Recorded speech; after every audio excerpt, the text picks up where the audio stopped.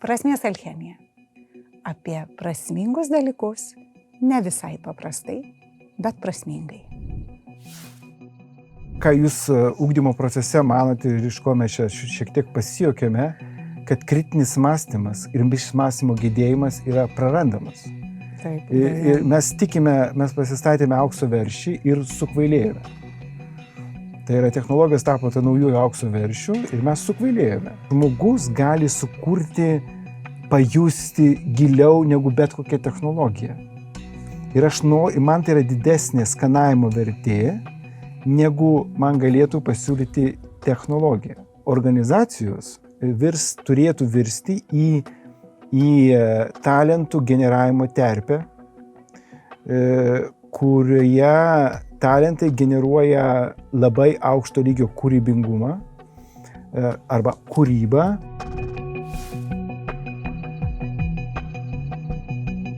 Sveiki! Čia Prasmės alchemija ir aš Gabija Skučaitė. Šiose laidose aš kviečiuosi filosofus, psichologus, lyderius, verslo savininkus ir kalbamės apie prasmę. Daugiausia apie prasmę darbe. Bet šiandien pas mane studijoje labai ypatingas pašnekovas.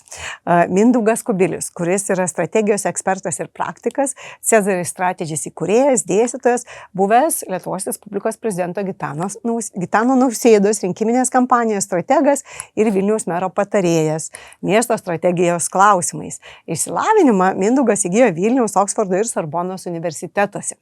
Iš tikrųjų, labai įspūdingas jūsų pristatymas. Labai daug žodžio strategija visame tame yra, nes jūsų ir sukurtas brandas irgi turi tą žodį strategijas.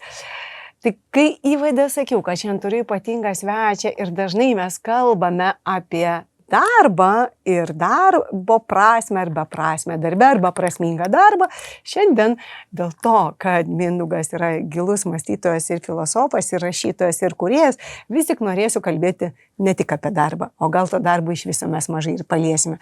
Šiandien norėsim kabintis į prasmės klausimą iš esmės, iš pačių gelmių ir iš tiesų pažvelgti, ką prasmė mums reiškia, kas yra prasmės sąvoka, kas glūdi joje, koks prasmės kodas ir semantinis jos krūvis ir apskritai, ką prasmė reiškia. Labą dieną visiems, miela Gabija ir bičiuliai, kurie į mus šiandien žvelgiate. Ačiū labai už šitą būvį, už bendrystę. Ačiū už pristatymą ir klausimas, kurį jūs keliate, mane bloškia į minties gelmę, kurią aš turiu pateikti profesionaliai. Todėl aš drįsčiau tada galimybės paskaityti trumpą tekstą. Nuostabu, labai gerai. Aš jau sakiau, kad Mindaugas yra ir rašytojas, todėl šiandien jis paskaitys Mindaugai apie prasmę. Tai yra mano esė, kuri yra pakeliui aš šiuo metu redaguoju. Tai yra labai nedidelė ištrauka apie prasmę. Esė vadinasi apie prasmę. Ir štai kokia 4-3 minutės teksto. Tai yra filosofinis tekstas ir aš bandau rašyti itin paprastai ir į mano mylimą lietuvių kalbą. Taigi, štai jisai.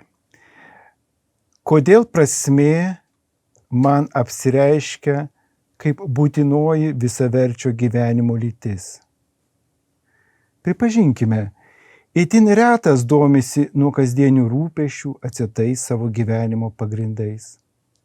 Būdami kasdienoje rūpinamės išeitimis iš įsisąmonintos stokos. Ar tai reikštų, kad kiekvieną savo būvio akimirką kenčiame stoką? Žinia, gyvename, kad gyventume vis geriau. Nepaliaujamai siekiame, kad būtų dar geriau nei buvo. Nesiliaujame viltis vis geresnė patirtimi, vis geresnių būvių, ar tai būtų skanesnis duonos kąsnis, ar šiapusinį pranokstantis amžinasis gyvenimas. Akivaizdu, esame gėrio besočiai. Prigimtis verčia būtinai būti sočiai. Bet kas yra ta iš prigimties godojama sotis? Sotį išgyvename kiekvienam skirtingų saiku ir matu. Vienas džiugus apstybę, kurią kitas niekina kaip skurdybę. Sotį lemia pilnybės jausmu išgyvenamas savo visavertumo įsivardymas. Taigi, kai pilnybė nebeišgyvenama kaip savo susikurptas visavertumo siekinys, tada ieškoma naujas pilnybės jausmu išgyvenamas visavertumo įvardinys. Žmogus ima keisti gyvenimą, kad jaustųsi geriausiu jam šiuo metu numanomu būdu. Ir taip jis stengiasi būti, iki nurimsta pasiektų pilnybės sočiu arba susitaiko su gyvenimo aplinkybių sąlygotos stokos kankynės mastu. Ta pačia vaga svarstytina ir prasmė kaip ieškomo visavertumo laidas. Prasmingas gyvenimas įvyksta kaip tam tikras pilnybės išgyvenimų remiamas visavertumo būdas. Prasmingo gyvenimo būdo sąlyga yra prasmės išgyvenimas. Taigi vėl klausime, kaip prasmė išgyvenama pilnybės jausmu? Čiagi prasmė šitome esė aptariama kaip tam tikras pilnybės jausmų išgyvenamas būvis.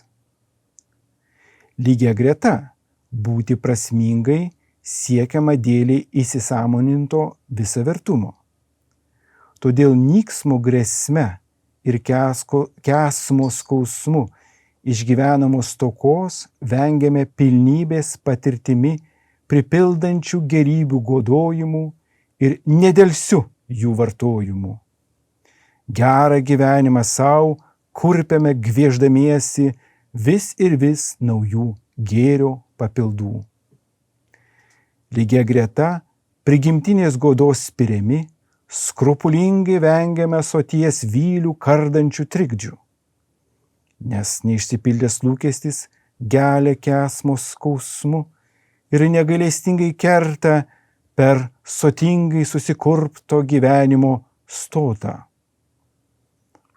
Visa, kas suteikia gyvasties tvarumą ir pilnybės jausmą, yra gera ir būtinai siektina. Visa, kas tai trikdo, bloga. Gyvasti netikrumu gluminantis nežinojimas ypač atgrasus. Būna ištikusi sunki padėtis sukelia galvosūpį. Tad vargstame narstydami ištikusios stokos priežasčių ar ieškome suraminančių vaizdinių prieinamiausių ir greičiausių būdų. Tačiau mąslia ir kantria būties slėpinio bei pirmųjų priežasčių tyra nesivarginame. Antraip tektų stoti į akistatą su savasties gelmėje žiojančia stokos pragarme ir nuolat kęsti žlugdantį nyksmo skausmą. Tai būtų negyvenimas žmonių terpėje įprastąja prasme. Tad prasmė kaip visaverčio gyvenimo siektina būtinybė nėra akivaizdi. Prasmė išgyvenama kaip nežinojimas, kaip neįsitverimas į tai, kas tariamai mums teikia būtinumą ir tikrybę. Prasmė mums veriasi išgyvenant nepasotinamumo kankynę. Viską, ko noriu, turiu, bet visa tai nebedžiugina. Kai visa atrodo, visa gera sukaupus išgyvename stoką, įsisąmoniname gyvastyje įsigyvenusios stokos tvarumą. man niekada nepakanka. Jei šitai neįsisąmoninu, neišvengiamai imu stebėtis gyvasties nepakankumu, pačios gyvasties nepakankumu. Ir tada imu klausti, kaip pašalinti šitą manyje vis ir vis atsiveriančią kankynę. Ir štai čia veriasi varstai į prasmę. Tikrai nuostabu. Aš čia viena plojanti, bet tikiuosi, kad ploja ir tie žiūrovai, kurie mūsų klauso ir žiūri. Tikrai, Mindaugai, be galo turtingas, gilus turinio ir prasmėmis ir jų kodais jūsų tekstas. Ir labai linkiu, kad ta esė greitai taptų skaitoma ir didesniam skaičiui žiūrovų, klausytojų, skaitytojų, kaip jūs jau ją pateiksite, kokiom medijų formom, ar skaitysit, ar tekstų išleisit, tai matyt nuo to priklausys, kaip žmonės ir šitą turinį, tikiuosi, kad nevartos, bet sugers į save, nes mes tikrai gyvenam toj vartojimo epochoje, tikriausiai apie kurią čia irgi šitame tekste kalbama, apie tą nepasotinamą gėrybėmis mūsų būti ir tą mūsų esatį, kuri gali būti primta kaip ta, kurioje nieko netrūksta. Ar ne? Taip. Ir tas skirtumas tarp nieko netrūksta ir visko nepakanka, matyt, yra skirtumas, kuriame reiškiasi prasmės pagava. Visiškai taip. Taip. Tikrai taip. Ačiū, kad jūs už jūsų gerą žodį ir pagavą. Būtent tai ir norėta pasakyti ir ta linkme toliau tekstas svarsto šią mintį. Gal truputį dar galėtume paaiškinti daugiau irgi, kaip tas skirtumas, jis reiškiasi, tarkim, ir kasdienime mūsų gyvenime, kaip tas skirtumas žmogus gali užčiuopti, nes tas esminis skirtumas tarp to, tikriausiai šiuo atveju, tobulumo ir netobulumo, tarp mūsų pašaukimo būti tobulais ir mūsų pačių suvokimo savo netobulumo irgi atliepia tą pačią skirtį tarp netrūksta ir nepakanka. Tai kaip čia mes save, kaip būtybės, kaip esybės priimdami galime išgyventi prasmę gyvenime? Kaip? Tikrai taip, pabandykime supaprastinti. Iš tikrųjų, nenorėčiau atrodyti itin sudėtingas ir jeigu tekstas tai yra pradžia teksto, kuris toliau turėtų eiti į vis aiškesnę plotmę ir aiškesnę minties tėkmę. Taigi, paklauskime, grįžkime prie pamatinio klausimo, kas yra prasmė, kokiagi yra ta manoji tezė. Pasakysiu taip, prasmė yra prasmo išgyvenimas. Keista, o kas tai yra tas prasmas? Lietuvių kalba mums nurodo į bendrašaknius žodžius. Prasmė, matyt, siejasi su prastumu, paprastumu, su pradžia, su protu, su pradais, bet ryškiausias turbūt tas bendrošaknės žodis, matyt, siečiau su paprastumu. Tai kasgi yra tas paprastumas? Ar mes godojame paprastumą mūsų gyvenimu? Mes tikrai grasomės nuo prastumo, bet ne paprastumo.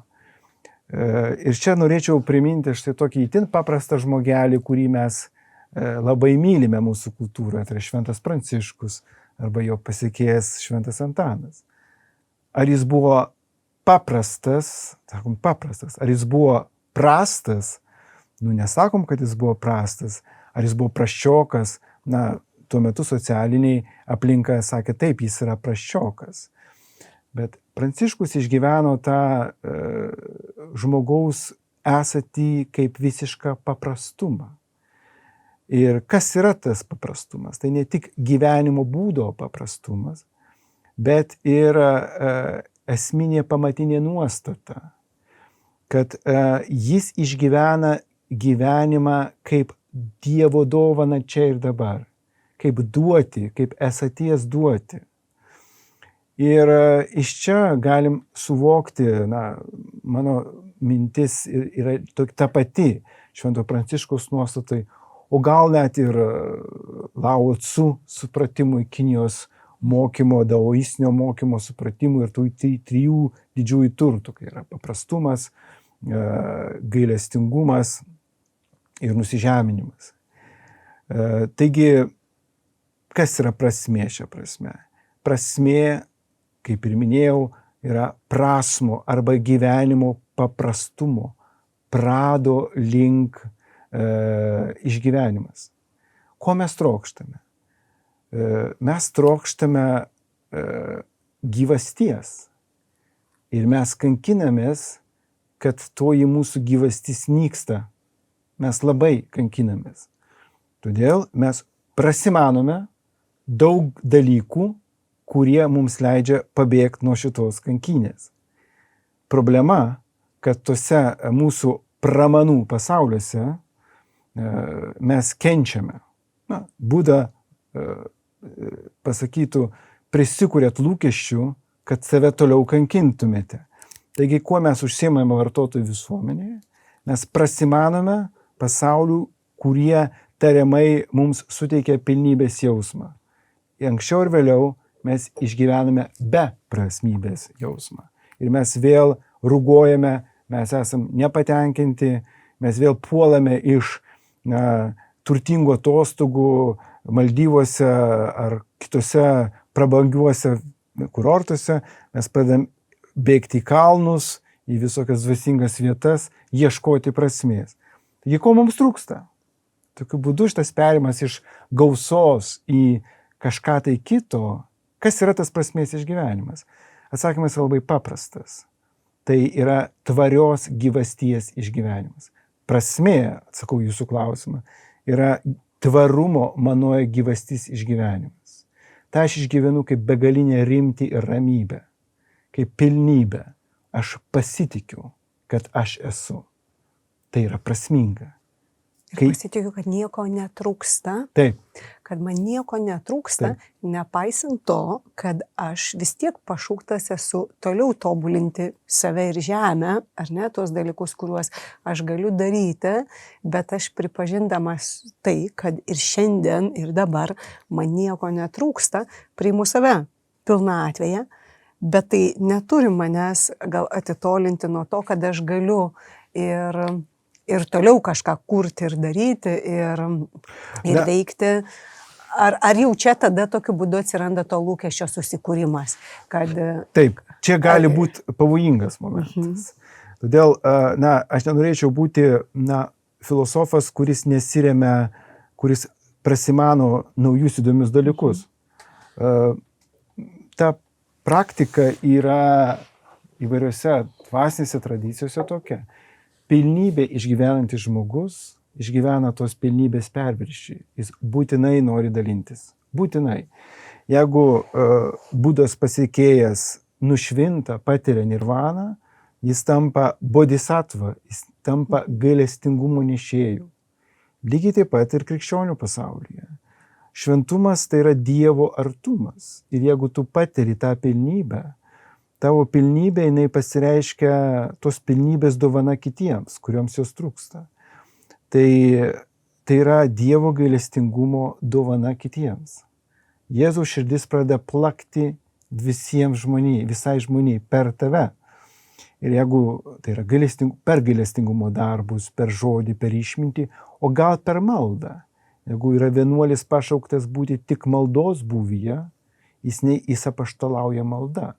Pavyzdžiui, Kartūzas vienuolis, jisai gyvena paslėptyje, jis neišeina niekados į pasaulį, tačiau visi jo ieško, visi apie jo žino ir jaučia, išgyvena jo maldos auką. Tai yra žmonės, kurie išeina gyventi visai su Dievu. Jie lyg pasilaidoja ir per juos ateina ta begalinė šviesa. Lygiai kaip Dao pasiekėjas, jis eina jis eina gyventi į kažkur paslėptą slėnį, kur teka vanduo. Ir tam giliame slėnyje, tame jo nusižeminime, tojame paprastume, kaupėsi ta či, ta šventa, ta šviesos energija. Mes kalbame, či ar šviesa, krikščioniška prasme, ar kvantinė energija. Matyt, tai yra panašios sąvokos. Aš nenorėčiau leistis į gilesnę analizę, bet aš nurodau į tą išmintį apie tą šviesą, kuri buvo sukurta Dievo, ką įvairiuose tradicijose pažįstame įvairiais vardais, o šiuometinė kvantinė fizika jau pažįsta kaip tam tikrą anapus greičio, anapus šviesos greičio esančią energiją. Tai visi, kurie išgyvena pilnybę, jie dalinasi. Kiekvienam pagal savo skirtingą pašaukimą. Ir matyt, dabartinis pasaulis, kuris eina į beprotybę, kuriame progresas sustojo, progreso mitas baigėsi. Pažanga žmonijos niekados nesustoja. Bet blogis yra visokie keisti mitai, kad žmogus susikurs save tobulą, eilinį aukso veršį. Ir štai visame toje kūryboje mus ištinka tokie keisti politiniai fenomenai, karai, ir ta destrukcija, kur yra baisi. Žmonės išsigando, kur mes nuėjom. Jau nauji Apple Provision akiniai jau netiek džiugina.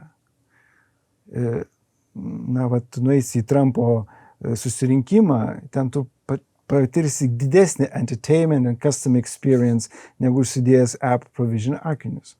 Žmonėms kažko giliai trūksta. Ir viskas pradeda keistis. Mes esam nesaugio aplinkoje. Todėl ta prasmės alchemija, jinai tampa kaip niekada aktuali ir kai būtent SMK aukštosios mokyklos misija kurti naujo tipo sąmoningumo visuomenę, tai nėra tik žodžiai, tai nėra tik kažkokia marketinginė abrakadabra. Tai yra tikras iššūkis, tas labai tikras iššūkis.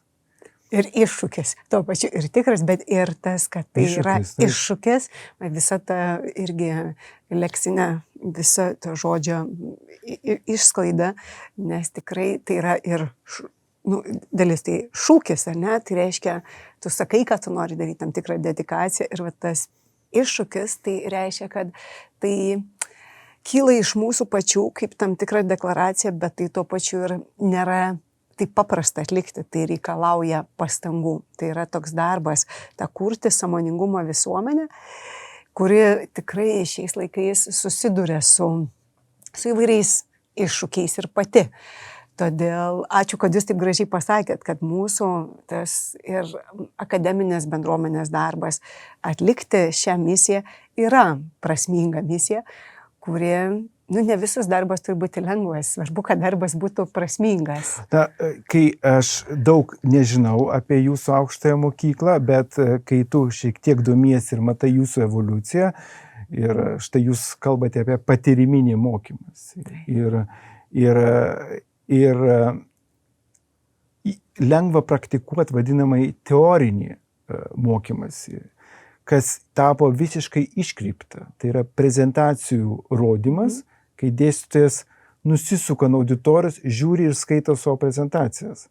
O po to studentam persiunčia prezentaciją, tada studentai per egzaminą turi atkartoti prezentacijas. Tai yra informacijos valgymas ir jos atrajojimas šiais laikais laikomas kaip aukšto lygio ugdymas. Tai yra nonsensas, pavartosiu nelietuvišką žodį, nesąmonės. Galėčiau nusikeikti keliom kalbom, pavartodamas tokį iškreiptumą. Ir štai jūs nuvartojate tokį žodį kaip patyriminis. Tai yra nekas kitas, kaip patirti bendrą būvį, bendroje kūryboje, bendro kažko suvokime, kas atliepia pačius ugdymo pamatus, kurie buvo įsteigti pirmieji universitetai, kaip mokymas buvo dialoginis iš esmės. Tavo žinios tampa tik tais tada, kada jos yra polemizuojamos, kada tu apgini savo tezes. Tai tas metodas dar išlikęs senuosiuose tamsiųjų viduramžių metodikai išlaikomuose universitetuose. Pavyzdžiui, mano universitetas Oksfordo universitetas. Ten išliko gili viduramžių tamsuma iki šioliai. Vaje. Tas pats, matyt, paminėtina ir apie tokį Harvardo universitetą, kur irgi yra case studies metodas, irgi remiasi patirties įsisąmoninimu, kas kuria naujas patirtis ir niekados netitrūkstama nuo tikrovės. Mes linkime Harvardo universitetui baigti su ideologijomis, ką mes matom vykstančių vajumų Amerikoje, ir grįžti prie realybės. Aš manau, kad sveika universitetinė kultūra ten juos atves. Beje, Oksfordas ir Kembridžas pabaigė su ideolozuotomis sistemomis ir Jordaną Petersoną jau įsileido. Tai normali akademinė diskusija, kur susitinka įvairius atžvilgiai. Taigi aš matau, kad jūs kaip aukštoji mokykla susidėjote pagrindus labai teisingus ir jie atliepia ir tradiciją, ir jie veda į tą iššūkio atliepą, su kuriuo susiduria mūsų civilizacija. Ne tik visuomenė Lietuvos ar viena kita, bet mes kalbame apie civilizaciją. Tai grįžimas prie prasmingų patirčių, prie įsisąmonimo, ko iš tikrųjų žmogui reikia. Technologijos nebedžiugina, technologijos nebeatneš revoliucijos, jie yra nebeįdomu. Naujas telefonas su viena kitos funkcijos yra nebeįdomu. Ir žmogus grįžta klausimu, kas yra įdomu. Kaip patirti tai, kas yra įdomu. Ir čia yra sąmonės klausimas, kame slypi žmogaus begalybė. Jokie dirbtiniai intelektai, kurie remiasi tik tai praeities patirčių, informacijų, bitų dėliojimu, nesukonkuruos su sąmonė, kuri yra visgi kolektyvinė. Tai, kad čia ne tik Jungo psichologijos tezė, tai jau kalba kvantinė fizika. Nobelio premijos duoda už kvantinės, Nobelio premiją davė už kvantinės informatikos nuojautą, sakykim taip, kas neišvengiamai ves į žmogaus sąmonės studijas ir supratimą į tą sąmonių bendrystę. Ir būtent tai ugdymas atveda, teisingas ugdymas. Ir tai, vadinasi, yra prasmė. Taip. Tikrai tuo tikiu. Aišku, kaip ir sakot, pamatą statom, ant jo reikia tą rūmą statyti, kuris išlaikytų tą ateities kartą ir jinai galėtų jame gyventi. Tai dar visų čia mūsų dideli darbai laukia, nes be abejo svarbi yra ir ideologija, ir filosofija, bet labai svarbus kasdieniai darbai.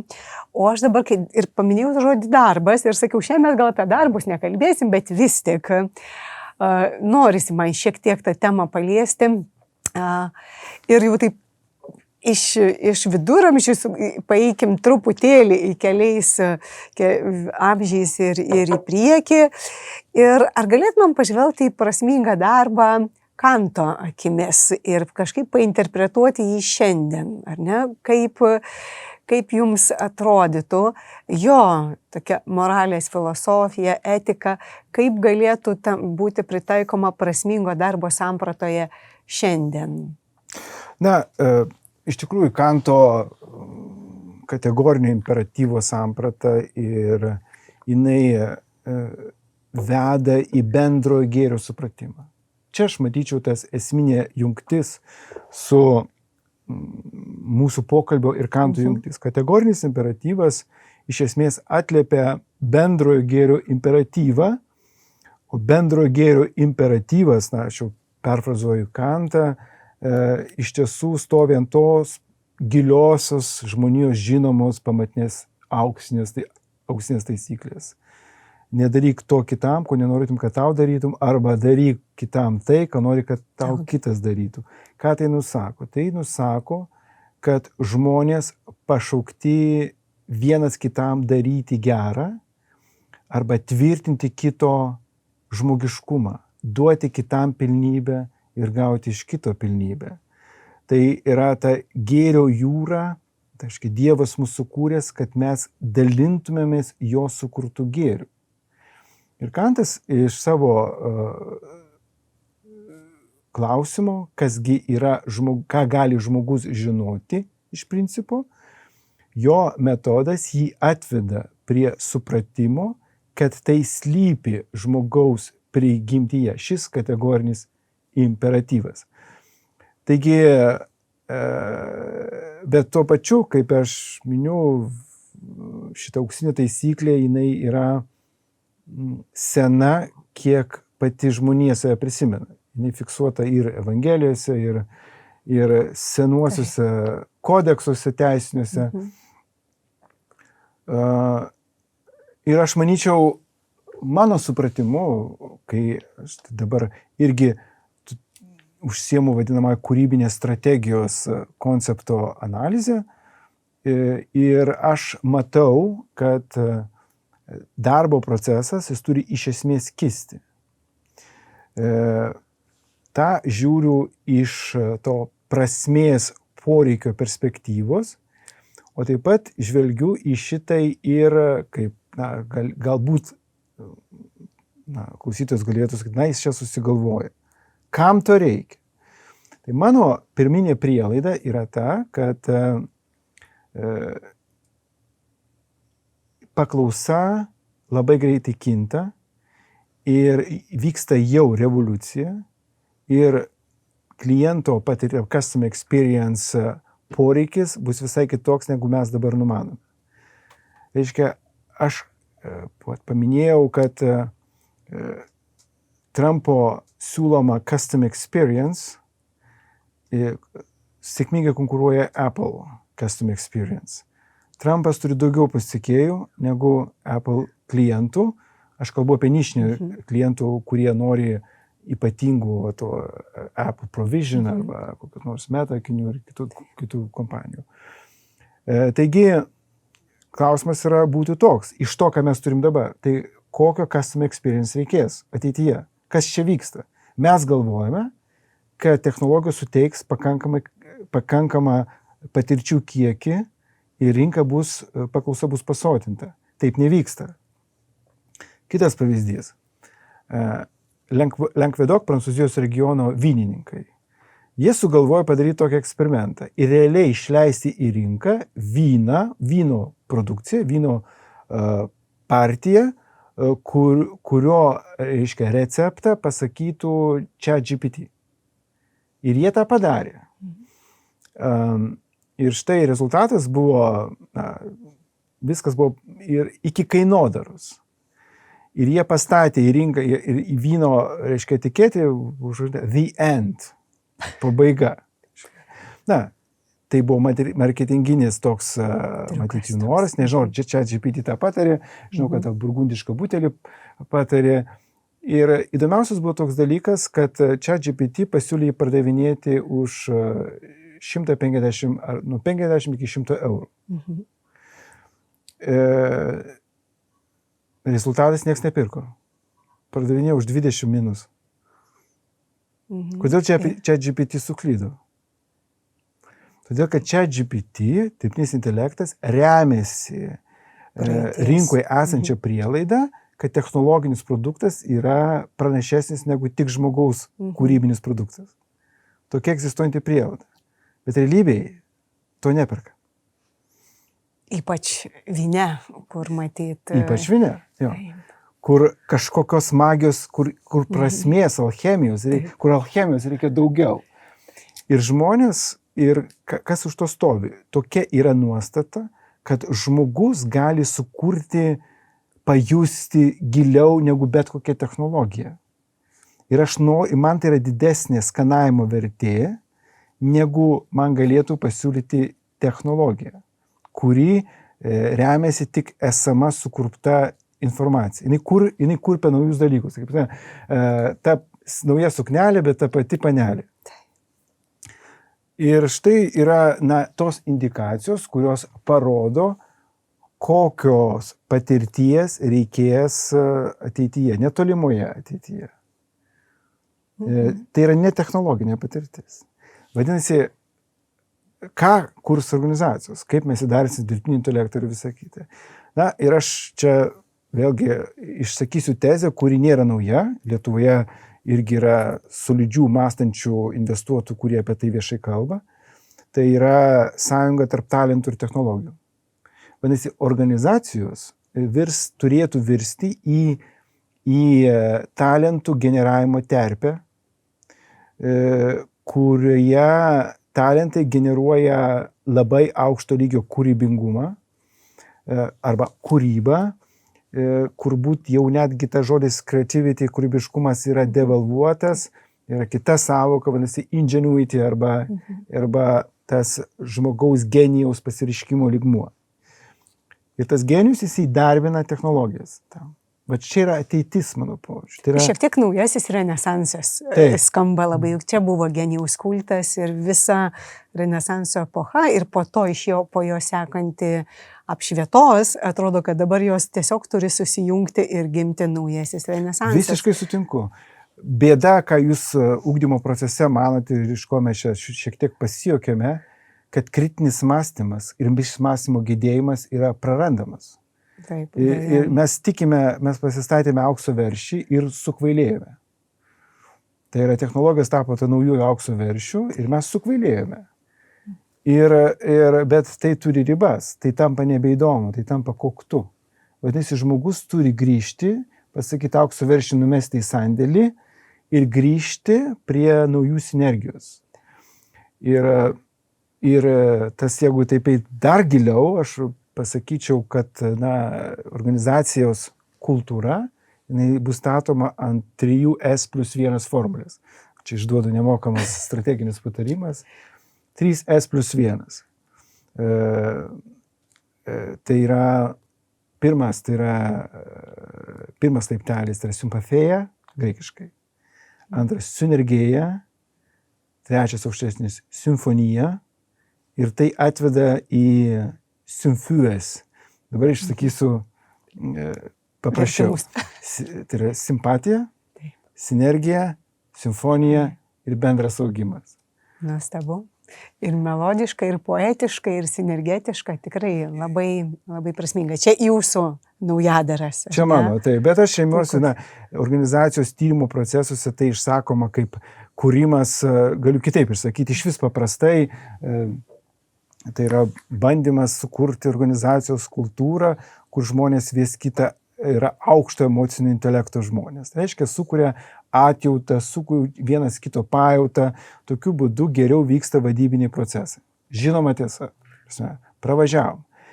Antras lygmuo, tai yra sinergija, kada organizacijai procesai vyksta itin aukštam sąmoningam lygmenį, jau kaip procesai. Ne tik jeigu žmonės turi savo funkcijas, bet jie sugeba sueiti kažkokiu tai būdu. Suskambėti, jeigu aš galima paimsiu. Čia, reiškia, pirmas lygmuo, tai va organizacija, kuri žmonės, turi, aš turiu funkciją, tu turi funkciją. Mes gauname atlyginimą už funkcijų atlikimą. Bet, mes nelabai viens kitą kreipėme dėmesį ir organizacija nori, kad jie truputį suartėtų. Ir pasidalintų, nes, pavyzdžiui, jūsų pilna stiklinė, mano jau tuščia. Taip, kažkas negerai, sakyti, taip toliau. Pabendraukime žmogiškai, būkim žmonės. Tai yra tas pirmas lygmuo, simpatija. Antras lygmuo, sinergija. Tai yra, kada man rūpi, kad tu suprastum, ką aš darau, aš noriu suprasti, kad tu darai. Nes mes suprantame, kad yra bendram procese. Aš noriu tau pilti ir noriu, kad tu mane piltum. Susimuškime. Tai yra, susėdėti virtuvėje ir kažką veik kartu, planuoti, tai yra jau, sakykime, atsirado startupo kultūros invazija į seną organizaciją. Tai yra, mes tampame sinergiją, mes suprantame, kad esame bendro proceso dalimi. Trečias dalykas yra simfonija. Tai yra bendro garso, tada, kada mes kūrėme kartu, kada pradeda vyrauti bendra kūrybinė pagava. Pavyzdžiui, organizacijos tokios, aš pamenu, Steve Jobso sukurtas Pixaro animacijos ta kompanija, kuri ilgai nenorėjo parsiduoti šitam Disney'os kompanijai. Sakė, jūsų kultūra, negalime nieko sukurti rimto. jie save, pamenu, buvo dokumentinis filmas apie Pixarą ar tiesiog pasisakymas viename iš video, kur jie kalba apie tai, kad mums taip gera būti, mes niekur išeiti nenorime, mes tiesiog gyvename, mes juokiamės, mes būnam. Tai yra bendra kūryba, kur tu apsigyveni kūrybai. Tau nėra gyvenimo po to. Ten turbūt jie nori būti kartu. Arba kaip Tolkieno,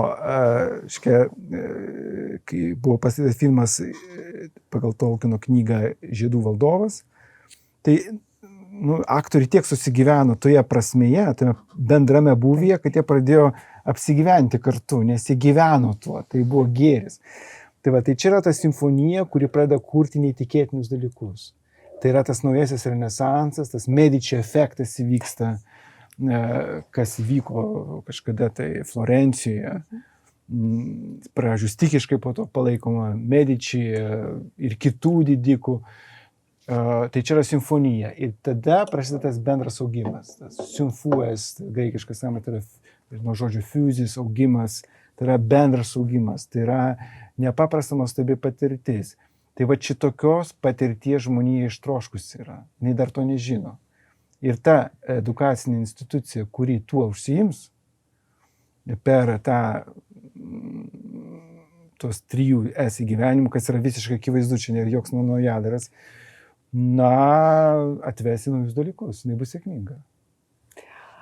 Tikrai, žinokit, taip jūsų beklausydama ir ne tik tai, kad pritariu, bet prisiminiau visai prieš keletą metų manyje irgi užgimusią tokią idėją, kuri pastarosiam dienom tiesiog veržėsi į gyvenimą ir aš jau ją nusprendžiau šią vasarą imti ir paleisti gyvenimą.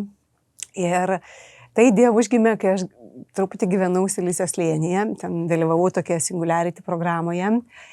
Ir aš tada tą idėją pavadinau Homo Infinitum, Humanity Without Limitations.